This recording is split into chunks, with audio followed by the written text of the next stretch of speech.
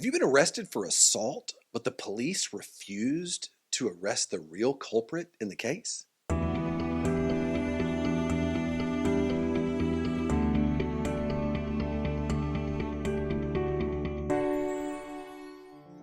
I'm Jeff Hampton with the Hampton Law Firm. Welcome to our YouTube channel. Today I want to talk about maybe you've been arrested for assault, but it was the other guy who was really at fault. Why didn't the police arrest him? And by the way, if you wait around to the end of this video, I'll also give you a free ebook, What to Do If You Have Been Charged with a Crime in Texas. So we see this happen all the time. Someone ends up being arrested for assault. We see, look, it's pretty clear the other person appeared to start the fight, but then the police choose to go ahead and arrest they arrest you instead of the so-called victim, right? Why didn't they arrest the guy who actually started the fight to begin with? Well, usually this happens for three reasons. We're going to identify three examples of times where we see this happen in fact scenarios. One of them is when the so-called victim has more injuries than you did. Now, think about this. This happens all the time. It's going on right now in any evening at any bar that might be taking place in the North Texas area. Well, let's say there's somebody there and a guy in a bar stands up. He's had too much to drink. He looks at you and you're sitting there, and as a result of that, he begins to kind of poke at you and pushes you. And he says, "Hey, what are you looking at?" You say, "What are you looking at?" And then the guy begins to get aggressive with you. And then, what happens is the aggressor bites off more than he can chew. And then as a result of that, the guy who was minding his own business, you presumably, ends up finishing the fight when you were really just trying to defend yourself. Now, this happens all the time. The problem with it is, what do you think takes place? The police show up. They get there to the bar or whatever. Maybe it's just friends and things get a little heated. The police show up and what do they find? They find this guy, the other guy, sitting there with more injuries than you do. And now they have to make a decision. Who are they going to believe? Do they think the guy who's hurt more was probably the victim?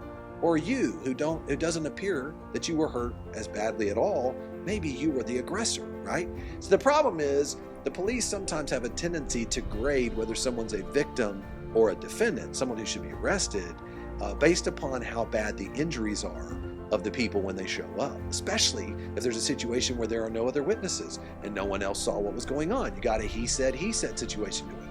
So that's one of the examples where we see that happen. Number two is where you remained silent and the other guy talked. Okay? So let's say the police show up and they start asking questions. They're going to want both sides to give their stories. Beware.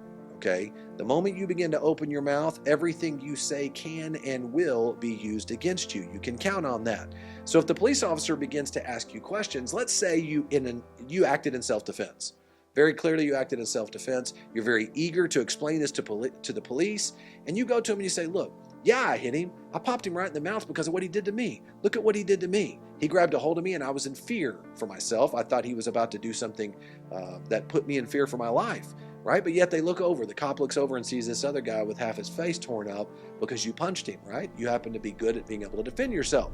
Well, in that situation, what do you think they're going to do? First of all, they see this other guy, and let's say this other guy is looking at you and he's quiet, but he's the one that's hurt. Well, now you've opened your mouth. What do you think the police are going to write down? The police are going to say you admitted to hitting him. Now, what statement that you might have made in innocence can actually be used as a means to show that, according to the police, you confessed to a crime that you obviously were not meaning to confess to. It's critical to understand. In many situations, you're putting a lot of faith and trust in a police officer to write down exactly what you meant, and hopefully they do not either misinterpret or manipulate what you're saying in order for them to be able to arrest you on scene. Okay. Now, let's say you remain silent and the other guy talks. So now you're not going to say anything at all, but what do you think is going to happen on the other end? The other guy's going to blame you for everything. He's going to say you were the aggressor and that you came to him and that he only acted in self-defense against you. Well, here's what the reality of it is. The police only need probable cause in order to get a warrant. Okay? Or not even a warrant, just probable cause to arrest you right then if they see injury and if they believe a crime has taken place. So in that situation, it's really important to understand, if you keep your mouth closed and he opens his mouth, they could use that information to arrest you. But I don't want you to be confused by that. It does not mean that you should still open your mouth. It is always a good idea to remain silent, because the moment you begin to open your mouth, it's not you necessarily telling your story. Please understand, the police are trained at being able to interrogate you. So it's easy to say, look, I defended myself. That's all I got to say. I didn't do anything wrong. The moment you begin to talk and answer questions and you begin to get into this interrogation mode, the police can begin to twist and turn, and things that you did not say or mean to say now looks like it's the gospel truth that you've committed this crime. So be very careful about that. You cannot control how the police choose to see a situation, but you can control what information you provide to the police in that situation, okay?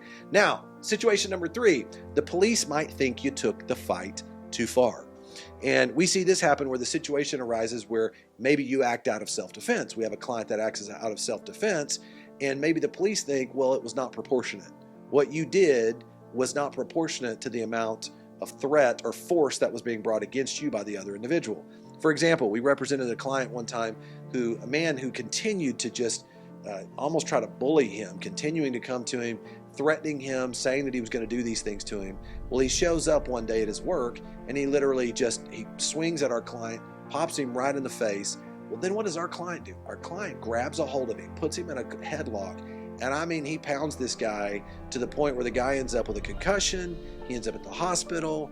He ends up in there for several days, some pretty significant injuries. Well, he now has to have surgery for facial repair. So what do you think the police do? The police go to him and start interviewing him. And now they're like, hey, what you did was too much. Even if you think what it was self-defense, we don't believe you. We're now going to arrest you for an assault. So it's really important to understand in that situation, the police charged our client because they believe his defense was not proportionate to the threat that was being brought to him. Okay, so now what do you do about these situations? I could go over all these type of hypotheticals all day, but you didn't do anything wrong, and the police are arresting the wrong guy.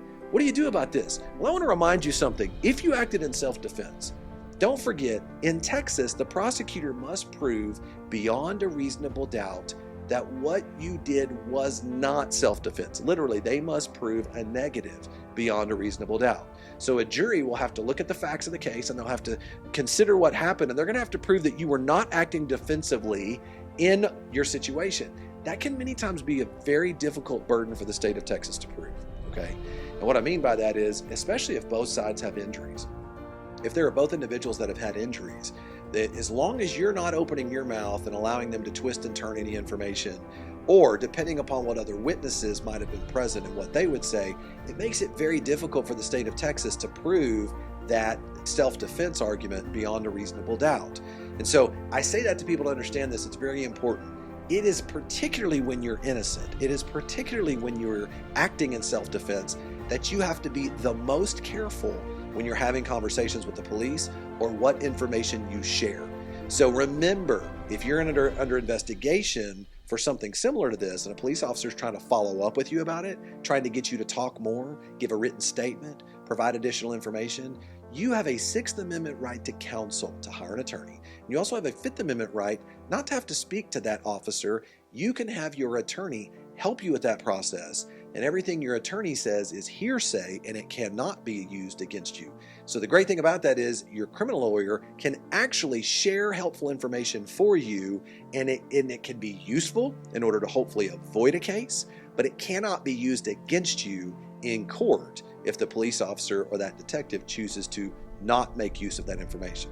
Now, I hope that was helpful for you. Listen, I want to provide you a free ebook here today, What to Do If You Have Been Charged with a Crime in Texas. All you have to do is click down into the link down into the actual text portion of the YouTube video. Give us your email address. We'll be happy to send that over to you. And I encourage you, if you like what you've heard today, if you'd like to hear more great criminal defense content like this, subscribe to our YouTube channel, like this video, and we'll see you on our next video series.